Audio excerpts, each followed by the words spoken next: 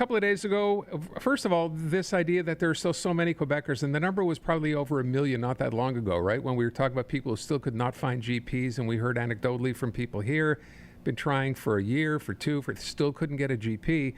And then a number came out this week that shows, I should say claims. Quebec claims to have achieved the first goal of its family doctor agreement with 288,000 additional Quebecers now enrolled in a family medicine group. Let's find out more. Dr. Claude Rivard is a family doctor and a member of the administration board for the Federation of General Practitioners of Quebec. Dr. Rivard, thank you for being with us this afternoon. I wanted to be careful in saying that, it's the goal has been achieved. So I use the word claims. How far between, people getting actually enrolled in the system and actually getting benefit from it will there be? What's the lag time? Well, first thing, Mr. Rand, it's a pleasure to be here. You have to be careful when you say 288,000 Quebecers have a family physician. There are 288, let's say, slots that are reserved by family physician for patients who want to see a family doctor and don't have access to the first-line medical services right now. Okay. So those or let's say orphans or people waiting or wanting to see a family doctor and who couldn't see one right now, with what we gave them is slots like time schedule where they can see a family physician if they want to. Okay, but those slots can be used more than one time by an orphan patient. Okay. And we hope with time that within 2 years that some of those patients who need follow-up or let's say a long-term follow-up or clinic supervision will probably be taken in charge by family doctors or the team, like the health team that is based on physicians, nurses, physical therapists, and social workers, psychologists into the family health group that are throughout Quebec right now. So first of all, what this means is you don't necessarily even get to see the same doctor every time if you get to a doctor, right? If you see a doctor one time, our college tell us that you have to be responsible for the it's called the épisode de soins. You have to give the care that is needed by the patient for the need expressed when the first visit is given. Okay. So if you see a patient and that has never had a checkup for the last 5 years, and I want to have one, and the doctor give a physical exam and blood test to the patient, and that patient has normal blood test, normal blood pressure, doesn't need to have a medical follow-up, then that's the end of the service.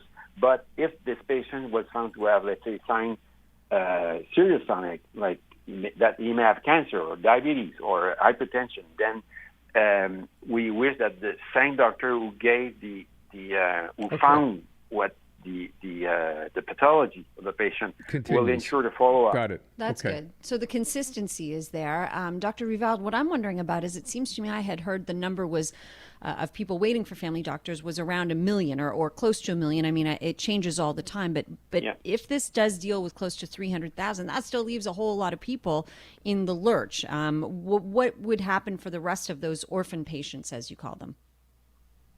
What we hope to achieve in the next 2 years is if it's possible, to try, instead of having a inscription only to a person which is let's say a family physician which is responsible for a group of patients. Mm-hmm. We want to see if it's possible to have a new way of working with like health teams. So if this works and a physician learn and change the way of taking in charge patients, Mm-hmm. And they do it by teamwork, then we hope that family physician will be, in the long run, being able to take in charge more patients because they're not alone to do it. Okay. And this, in 2 years, we're working in the next 2 years to have a team in facturation that the way the doctors are paid, it's called capitation.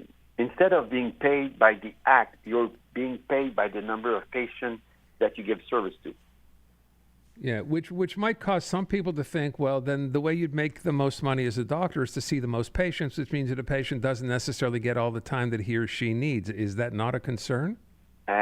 You have to be very careful because in terms of teamwork, if this patient talks to a nurse and his problem is solved, and this nurse is working with the family health team, then that's considered an adequate service. Oh, I see. Okay. Have we gotten there? We kept hearing so much talk about nurse practitioners playing a bigger role. Are we there?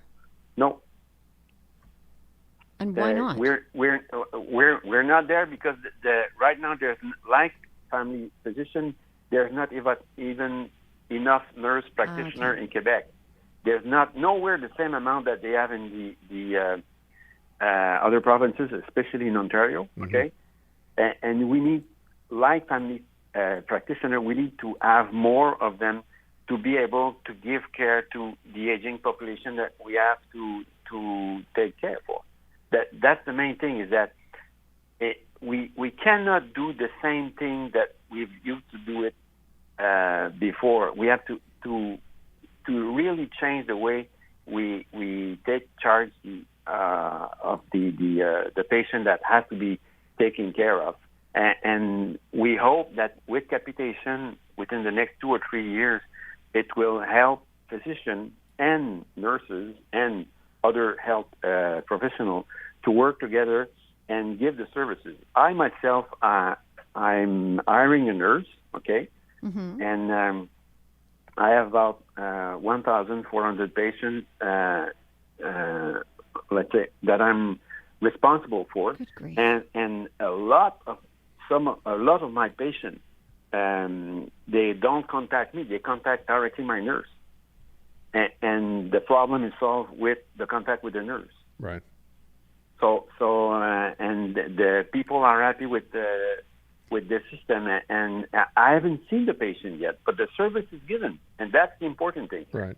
And you look at the glass, which is half empty, but at least there's about 300,000 people there who right now have primary care services. Yeah, fair enough. No, absolutely. That's the overriding factor here. These people who didn't have one will have someone to go to, or a family medicine group to go to. My question is how the process is going to work. If you're one of those 280,000 plus people, what happens next? You get a letter to let you know what group you belong to? How does it work? That's where the hurdle is. Okay. The problem we have is that that thing that was negotiated with the government, it's not equal in every region in Quebec. In some region, it goes really well. The patient receive a letter, and after that, they call. We can call that the counter or a booth, or they call the service, okay, which is associated with the CIS, okay, the hospital or the health organization of the region, and that person which is in the counter or the booth, they determine if that patient needs to see a physician or go and see their pharmacist or go and see a physiotherapist. Okay. But in some regions, the demand to see a physician is so high that this booth or this counter that was put in place by the health minister, they have difficulty of like feeding us. We open a slot for a patient and we say we want to see an orphan patient, and the system, which is called a GAP, it's guichet d'accès populationnel. It's like a booth to permit the orphan patient to have access to the family health group. then that's where the glitch is, because they're missing nurses, they're missing secretaries to take the workload that is necessary to feed us. So in some regions, there are enough people to process the demand, let's say. But in some regions where the demand is really high, then we have to adapt and give, well, not we, but the government, the Ministry of Health today, it has to adapt and give the resources to those booths so that they can feed us in the slot that we've been made available for the orphan patients. Yeah, so there's the glitch that you describe. It's not the same everywhere, so there's still some work to be done. Dr. Rivard, thank you so much for your time this afternoon. We very much appreciate it. Pleasure, Mr. Rand.